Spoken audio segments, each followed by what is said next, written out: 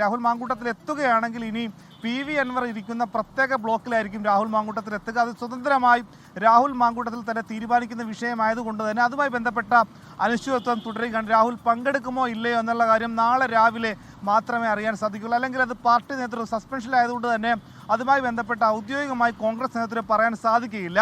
ഇവിടെ രാഹുൽ മാങ്കൂട്ടം നാളെ സഭയിൽ എത്തുകയാണെങ്കിൽ സഭയിൽ അത് ഭരണപക്ഷം പ്രതിപക്ഷത്തിനെതിരായ വലിയ ആയുധമാക്കി എടുക്കുമെന്നുള്ള കാര്യം ഉറപ്പ് തന്നെയാണ്. കാരണം ഇതുമായി ബന്ധപ്പെട്ട് CPM നേതൃത്വത്തിന് വ്യക്തമായ ബോധ്യമുണ്ട്. ഒരു പരിധിക്കപ്പുറത്തേക്ക് കോൺഗ്രസിന് അല്ലെങ്കിൽ UDFന് അതിനെ പ്രതിരോധിക്കാൻ കഴിയില്ല എന്ന വലിയ ബോധ്യമുണ്ട്. പക്ഷേ മറിച്ച് മുകേഷ് MLA കൂടി ആക്രമിക്കുമോ എന്നുള്ള ബോധ്യം കൂടി CPM ഉണ്ടെങ്കിൽ കൂടി രാഹുൽ മാങ്കൂട്ടത്തിനെതിരായ വിഷയങ്ങൾ സഭയിൽ ഉന്നയിക്കുമെന്നുള്ള കാര്യം ഉറപ്പാണ്. അതുകൊണ്ട് തന്നെ CPMന്റെ LDFന്റെ ഏറ്റവും വലിയ തുറുപ്പ് ചീട്ടാണ് നാളെ സഭയിൽ രാഹുൽ മാങ്കൂട്ടത്തിൽ.